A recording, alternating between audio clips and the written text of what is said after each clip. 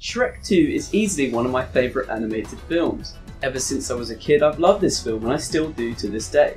And not long after watching the movie, I got the video game for the Xbox. At the time, I loved it and I used to play it all the time. I played it for hours on end and I remember being stuck on certain levels for weeks and weeks but still enjoying it. It was easily one of my favourite games as a kid alongside Sonic Heroes and Crash Bandicoot 3. Upon booting this game up again last summer, I was met with disappointment almost immediately and turned it off after the first level. I always told myself that I would come back and play the game the whole way through because maybe there was some good in this game that I was missing out on. So today is finally the day that we'll be taking a look at Shrek 2 for the PS2.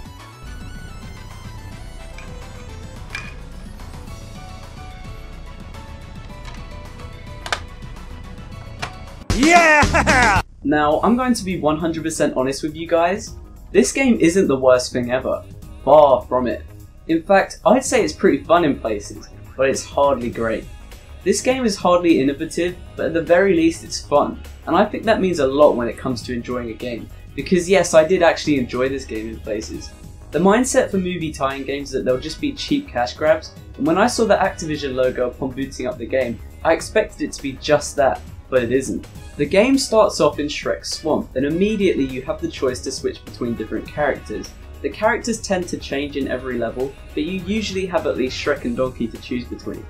The game could be classed as a platformer, but I'd say it's more of a beat 'em up with platformer elements. For the most part, it's going in straight lines and engaging in combat with enemies. The combat is pretty basic, but it works and I found myself enjoying it. If you notice from the footage, the camera is really far away. You can move it around freely, which is nice, but it does take a bit of getting used to for sure. Whilst making your way through the swamp, you're told that each character has a unique ability activated by pressing triangle. Some of these abilities can be activated at any time, but some have limited uses. The abilities are basic things such as Shrek being able to pick up enemies when they are stunned, Fiona slowing down time, and Puss in Boots walking on tightropes. Basic stuff, but effective for making the characters all feel different. At the end of the level, we are introduced to Hero Time, a quick closing segment of a level that focuses on a particular character doing something usually related to moving the plot forward. Most of these are okay, I guess, but they're all pretty boring and are over really quickly, except the one with Gingerbread Man. Seriously, fuck this one. So now it's time for the second level. Spooky Forest. I don't remember this part of the movie. And oh great, it's a fucking escort mission because everybody loves those. Shrek 2 has some unique levels not based on the movie that are there purely to make the game longer. This isn't a bad idea really, and all these levels fit well with the themes of the other levels and surprisingly don't ruin the flow of the story. You aren't going to be like, why is there a level here? That ruins the pacing of the story.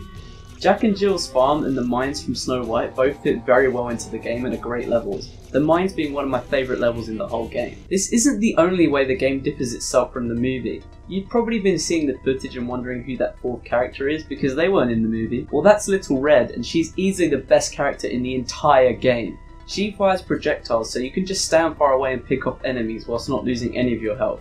It's pretty great. Spooky Forest also introduces a rather out of place feature to the game. Character upgrades. This leprechaun offers to sell you upgrades, but I only ever saw him twice throughout the entire game. Once here and once almost at the end of the game, so it just seems pointless. Also, I never seem to actually have enough coins for half of the shit, as any time I seem to get a decent amount of coins I'd have to spend them just to progress through a level. Far away is the third level and is one of two levels to have a hub world structure, the second being Jack and Jill's farm. These levels are just a bunch of activities with a hero time thrown in because I guess we had to have one. Even the game knows you don't want to play all of these activities because it straight up gives you the option to skip to the next level after doing only a few of them. It was around this time I started to get bored of the game. There's only so much moving the left stick and spamming square you can take before you start to want to do something else. Don't get me wrong, like I said earlier, this game is good, but that doesn't mean it can't get boring. Gameplay wise, the game is okay, the controls are fine. Shrek is a little bit tanky in terms of movement, which is why I tended not to play as him. Congratulations on making a game called Shrek 2 about a character named Shrek and making the worst playable character Shrek. Little Red and Puss in Boots ended up being my go-to characters when it came to pretty much everything. Puss does quite a lot of damage with his sword and Little Red's projectiles destroy everything, like I mentioned earlier. One of the best characters has to be the handsome versions of Shrek and Donkey, which is combined into one character.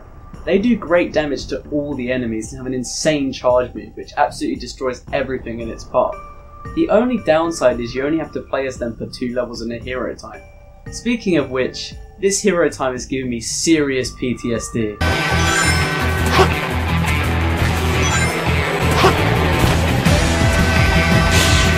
Now, let's talk about quite possibly the most boring thing in the game, the bosses.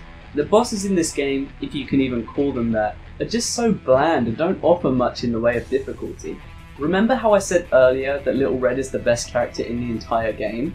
Well, these bosses are the best example of this fact. Boss battle against Prince Charming? Throw apples at him. Fairy Godmother hero time? Throw apples. Almost every enemy isn't a threat when you have the option to play as Little Red. And even when you can't play as her, Gingerbread Man has a range attack too, although it doesn't do quite as much damage. Like this time here where I died in front of the one gap letting a mini-boss through to the arena, so all I could do was use Gingy, but it ended up taking longer than if I'd just done it normally. But oh well, I guess the important thing is that I know for next time. That was a joke, I'm not touching this game again.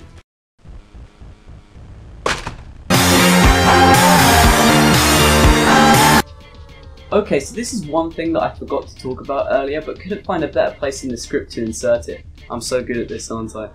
This game doesn't tell you anything about the movie. Unlike other movie tie-in games like The Incredibles and B-Movie, this game doesn't have clips from the movie. The only thing included from the movie are these super compressed still images from the film at the end of every level to say well done.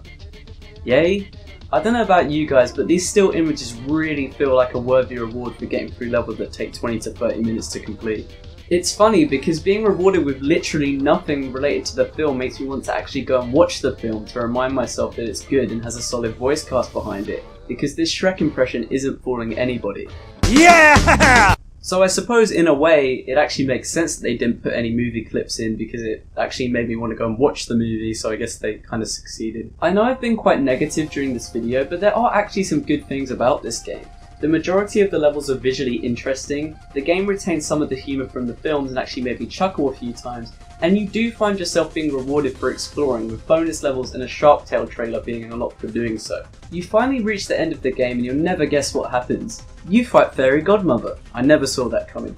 Fuck this boss, it's stupid. They throw fuckloads of enemies at you purely for the sake of trying to drain your health bar, then after you finally take care of the fucking things you actually get a chance to fight her, it's just a copy of Cortex in Crash to Insanity. But after that you have to fight fuckloads of enemies again, and you better not die, because if you die even once and that is fucking it, go right back to the start of the boss and do it all over again. And is it even worth it? No, it fucking isn't. Not in the slightest, because all you do is get some shitty cutscene of the low poly models going yay and another fucking 144p compressed image of the fucking movie.